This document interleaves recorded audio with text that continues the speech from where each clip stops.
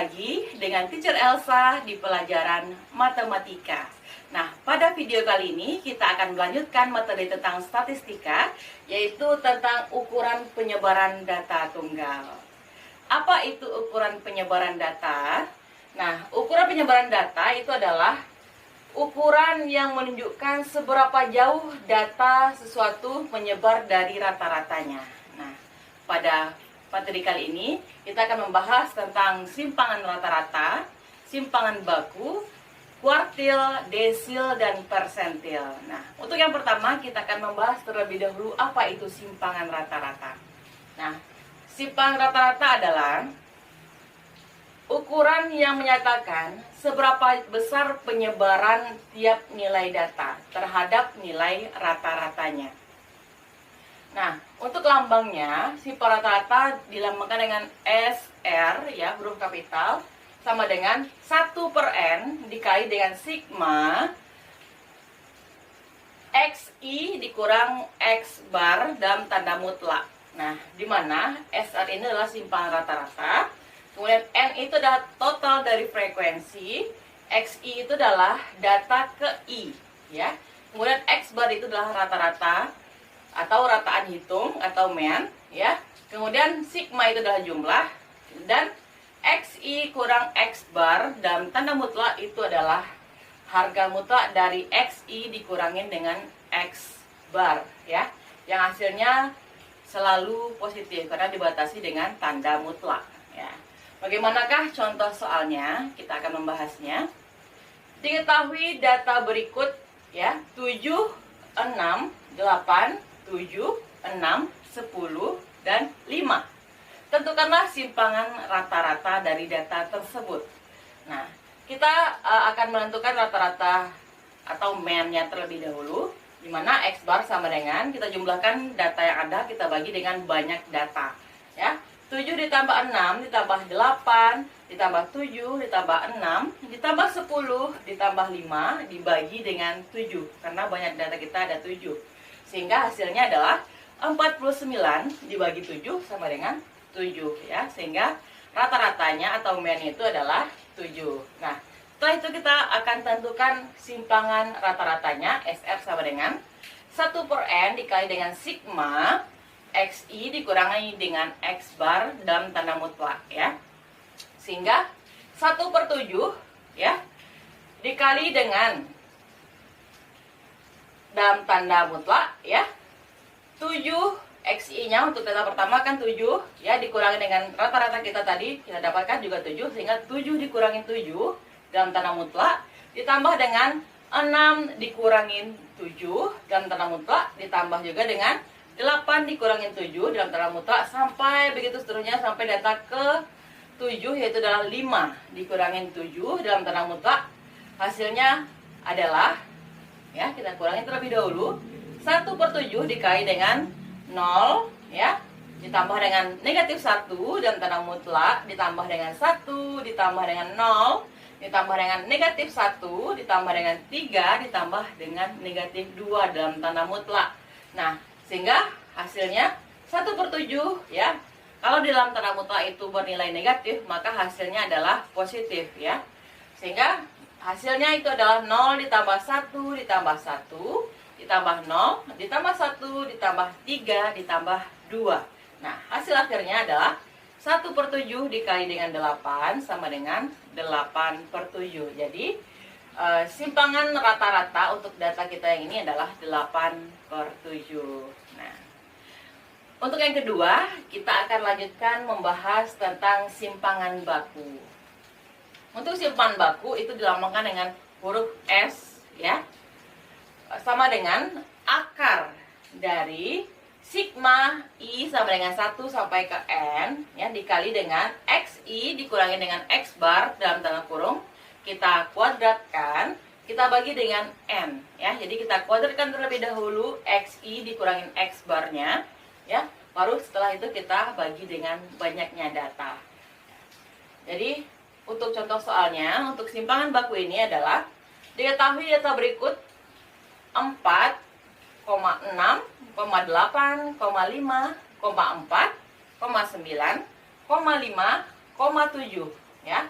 Tentukanlah simpangan baku dari data ini. Oke, seperti yang tadi kita harus tentukan terlebih dahulu nilai mean-nya atau rata-ratanya. X bar sama dengan, kita jumlahkan semua data, kita bagi dengan banyak data.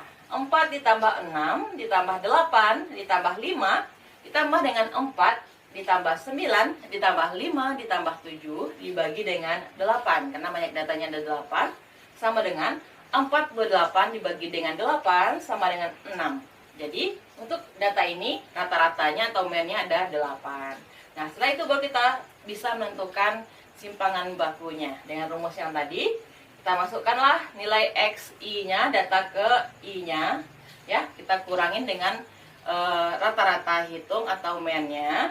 Kemudian baru setelah kita dapatkan, baru kita kuadratkan. Ya, jadi kita kurangin dulu, baru kita kuadratkan. Bagaimanakah dia? Jadi, akar dari data pertama kita 4 ya. Dikurangin dengan 6, ya, kita kuadratkan. Ditambah dengan 6, dikurangin dengan 6, dikuadratkan. Ditambah dengan 8, dikurangin 6, dikuadratkan. Sampai begitu seterusnya, sampai ke data terakhir kita, yaitu adalah 7. 7 dikurangin dengan 6, kita kuadratkan. Kemudian kita bagi dengan 8. Sehingga hasilnya, kita kurangin tadi ya, 4 kurang 6, itu adalah negatif 2. Ditambah dengan 0, kuadrat, ya, ditambah dengan 2 dikuadratkan, ditambah dengan negatif 1 dikuadratkan, ditambah dengan negatif 2 dikuadratkan, ditambah dengan 3 kuadrat, ditambah dengan negatif 1 kuadrat, ditambah dengan 1 kuadrat dibagi dengan 8. Nah, hasilnya setelah dikuadratkan, 4 ditambah 0, ditambah 4, ditambah 1, ditambah 4, ditambah 9, ditambah 1, dan ditambah 1 dibagi dengan 8. Nah, kita jumlahkan terlebih dahulu. 24 dibagi 8. Nah, hasilnya adalah 24 bagi 8 itu adalah 3. Sehingga hasilnya akar 3. Jadi untuk data ini, simpangan bakunya kita dapatkan itu adalah akar 3. Nah, begitulah cara pembahasan untuk simpangan baku. Selanjutnya, kita akan membahas tentang kuartil. Nah, apa itu kuartil? Kuartil dilambangkan dengan huruf Q, ya. Kemudian kuartil itu adalah nilai yang membagi data yang terurut menjadi 4 bagian sama besar. Ya. Kuartil adalah nilai yang membagi keseluruhan data terurut menjadi 4 bagian yang sama besar. Ya. Untuk itu ada 3 jenis kuartil. Yang pertama itu adalah Q1, di mana itu adalah kuartil bawah, dan yang kedua adalah Q2, yaitu kuartil tengah atau sama dengan median. Yang ketiga itu adalah Q3, yaitu adalah kuartil atas. Nah, untuk rumusnya kita terlebih dahulu tentukan dulu di mana letak Q-nya, ya. Jadi untuk rumus menentukan letak QI itu sama dengan I dikali dengan N ditambah 1 dibagi dengan 4, ya, karena kuartil sendiri adalah membagi data menjadi 4 bagian yang sama besar. Kemudian setelah kita mendapatkan di mana letak Q-nya, kita bisa menentukan berapa nilainya. Nah, untuk nilai Q, K, ya, QK, kita rumuskan dengan XK ditambah dengan Q dikali dengan XK ditambah 1 dikurangi dengan XK. Nah, bagaimanakah cara menyelesaikannya? Tentukanlah Q1, Q2, Q3 dari data berikut, ya. Ini datanya, ya. Sehingga langkah pertama yang harus kita lakukan adalah kita urutkan terlebih dahulu data yang ada dari nilai terkecil sampai nilai terbesar.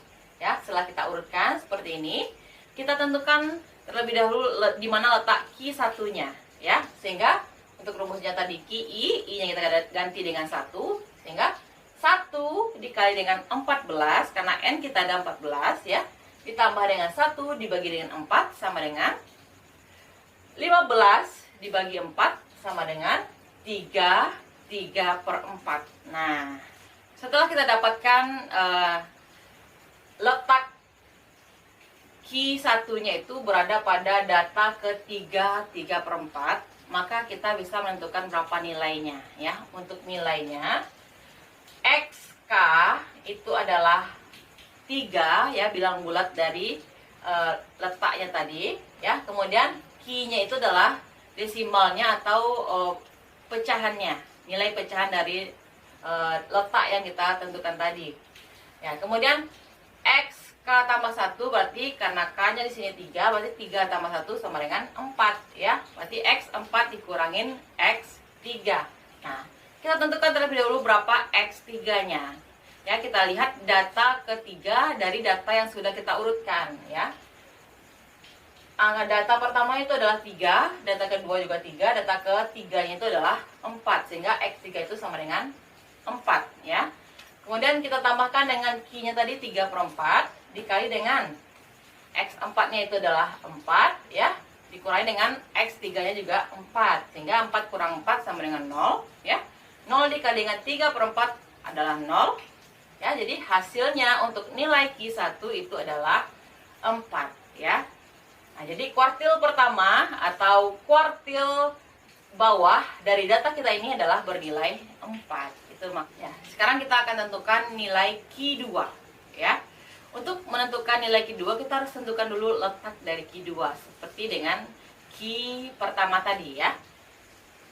Q2 berarti I-nya 2 ya. 2 dikali dengan 4 ditambah 1 dibagi dengan 4, hasilnya adalah 30 dibagi 4 sama dengan 15/2 sama dengan 71/2 ya. Sehingga untuk nilainya seperti yang tadi rumusnya, untuk XK-nya itu adalah nilai bilang bulatnya itu adalah 7 ya. Sehingga ini X7 ditambah dengan 1/2 dikali dengan X8 dikurangi dengan X7 ya. Untuk X7 berarti artinya adalah data ke-7. Kita lihat dari data yang sudah kita susun berapa nilai dari data yang ke-7. Nah, setelah lihat data ke-7 kita adalah bernilai 7 ya. Sehingga 7 ditambah 1/2 dikali dengan 7 dikurangin dengan 7.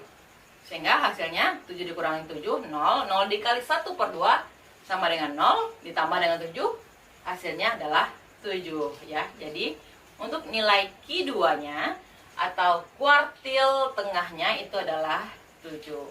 Nah, berikut kita akan coba menentukan nilai dari Q3. Nah, seperti cara yang tadi untuk Q1 dan Q2, untuk Q3 juga seperti itu caranya. Kita tentukan terlebih dahulu berapa terletak di data keberapakah Q3 itu, kemudian baru kita bisa menentukan berapa nilainya ya. Sehingga dengan cara yang sama, untuk Q3 sama dengan 3 dikali dengan 14 ditambah 1 dibagi dengan 4 sama dengan 45 dibagi 4 sama dengan 11 1/4. Nah, untuk nilainya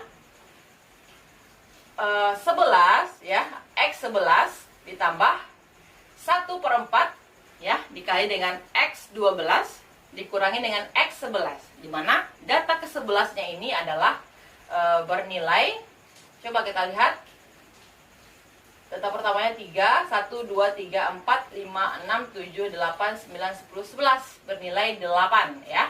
Sehingga untuk data ke-11-nya itu 8 ditambah dengan 1/4 ya dikali dengan 9 dikurangin 8. 9 kurang 8 itu hasilnya adalah 1.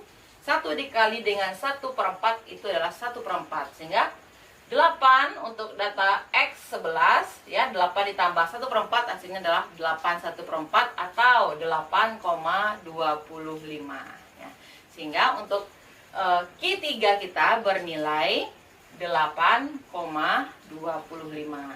Nah, itulah cara menentukan Q1 atau kuartil bawah, Q2 atau kuartil tengah, Q3 atau kuartil atas. Nah, berikutnya untuk kuartil kita juga bisa menentukan jangkauan antar kuartil. Nah, bagaimana cara menentukan jangkauan antar kuartil? Nah, kita bisa menentukannya dengan rumus ya. Jangkauan antar kuartilnya kita bisa disebut juga dengan hamparan, di mana kita lambangkan dengan H ya, H kapital. Q3 dikurangi dengan Q1. Nah, kalau kita cobakan dengan data yang tadi ya, Sehingga untuk hamparan dari data kita yang tadi itu adalah Q3 kurangin Q1-nya berapa? 8,25 dikurangi dengan Q1-nya 4 ya, sehingga hasilnya adalah 4,25 ya. Jadi kita bisa memanfaatkan data Q1 dan Q3-nya.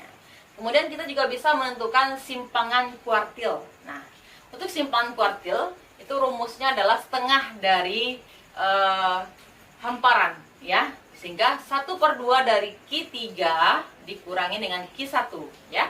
Tadi kita sudah mendapatkan nilai hamparannya itu adalah 4,25, sehingga 1/2 kita kalikan dengan 4,25 sama dengan 2,125. Oke, berikutnya kita akan membahas tentang desil. Apa itu desil? Desil dilambangkan dengan huruf D kapital ya, DI, di mana desil adalah nilai yang membagi keseluruhan data menjadi 10 bagian yang sama besar ya. Sehingga untuk desil ini ada 9 ya, desil 1, desil 2 sampai desil 9 ya. Kemudian untuk menentukan nilai desil sama seperti kuartil tadi, kita harus tentukan dulu letak desilnya itu di mana ya, data ke berapa. Kemudian setelah tahu di mana letaknya, kita bisa menentukan berapa nilainya ya. Jadi untuk rumus menentukan letak desil I itu sama dengan I ya dikali dengan N ditambah 1 dibagi 10 ya, karena desil itu adalah membagi data menjadi 10 bagian yang sama besar. Nah, setelah itu baru kita bisa menentukan berapa nilai desilnya dengan rumus DK sama dengan XK ya, ditambah dengan D dikali dengan XK tambah 1 dikurangi dengan XK ya. Contoh soalnya, tentukanlah desil kedua dari data berikut ya, dimana datanya itu adalah 9, 10, 11, 6, 8, 7, 7, 8, 9, 10, dan 11. Jadi ada 10 data.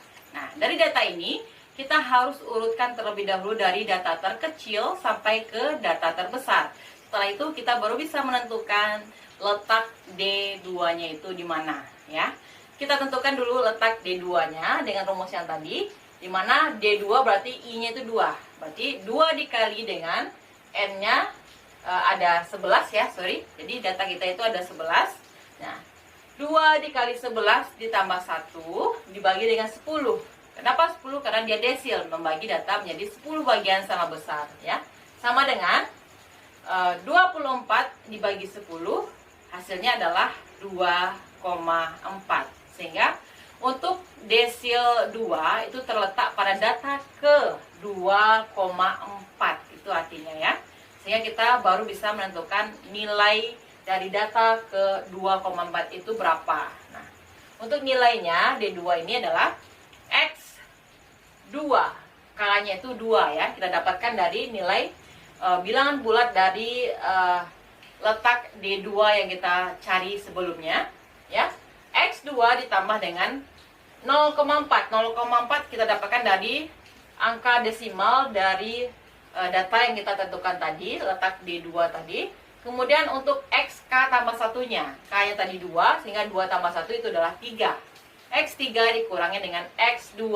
Nah, dari data yang kita urutkan tadi, X2 ternyata itu bernilai 7. Jadi, 7 ditambah 0,4 dikali dengan 7. Ya, untuk X3-nya kebetulan juga 7.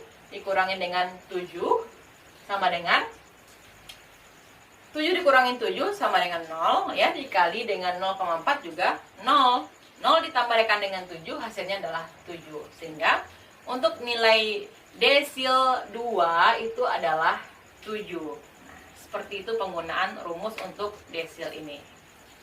Berikutnya kita lanjutkan untuk membahas persentil. Nah, untuk persentil itu kita lambangkan dengan huruf P kapital, PI ya, dimana persentil adalah nilai yang membagi keseluruhan data terurut menjadi 100 bagian yang sama besar ya. Kalau kuartil membagi data menjadi 4 bagian, kalau desil itu membagi data menjadi 10 bagian. Kalau persentil membagi data menjadi 100 bagian sama besar. Itu yang harus kita ingat, oke? Nah, dengan cara yang sama, kita bisa tentukan terlebih dahulu di mana letak data persentilnya. Nah, kalau persentil itu membagi data menjadi 100, maka untuk persentil sendiri terdiri dari 99 persentil, ya. Kemudian kita bisa tentukan letak persentil I-nya dengan rumus yang sama dengan yang sebelumnya. I dikali dengan N ditambah 1 dibagi dengan 100, ya. Ingat pembaginya 100 karena persentil sendiri membagi data menjadi 100 bagian. Oke. Setelah dapat letak data persentilnya, kita bisa menentukan nilai persentilnya dengan rumus yang sama dengan yang tadi. XK ditambahkan dengan P dikali dengan XK tambah 1 dikurangi dengan XK. Nah, bagaimana penggunaan rumusnya? Kita cobakan ke contoh soal berikut. Tentukan nilai P atau persentil 45 dari data berikut, ya. Di sini ada datanya 42, 24, 30, 46, 28, 37, 42, ya, 36,20.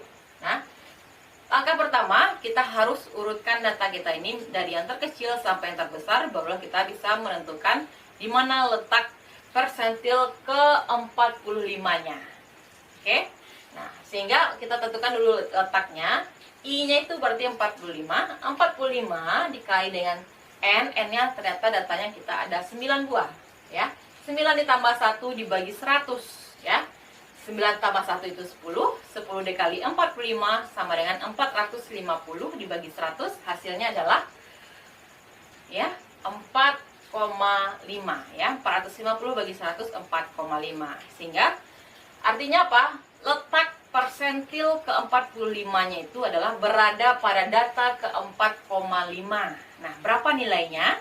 Kita cari dengan rumus yang tadi, yang sama dengan kuartil dan persentil, kuartil dan desil, ya. X4, kenapa X4? Karena nilai bilang bulatnya itu ada 4, ya. X4 ditambah 0,5, karena desimalnya 0,5, dikali dengan X5. XK tambah 1 berarti K-nya 4, berarti 4 tambah 1 itu X5, dikurangi dengan X4. Nah, dengan cara yang sama kita tentukan terlebih dahulu berapa nilai dari data ke X4, data keempat, ya. Kita lihat data yang sudah kita urutkan, ternyata nilai keempatnya itu atau data keempatnya itu adalah bernilai 30. Sehingga 30 ditambah 0,5 dikali dengan 32 dikurangin 30, ya. Kenapa 32? Karena data kelima atau X5 itu ternyata adalah bernilai 32. Nah, hasilnya 30 ditambah 0,5 dikali 2 sama dengan 31. Nah, artinya apa? Persentil 45, persentil ke-45 itu bernilai 31. Seperti itu, ya. Nah, oke. Demikianlah pembahasan kita pada video kali ini. Sampai ketemu di video pembelajaran berikutnya.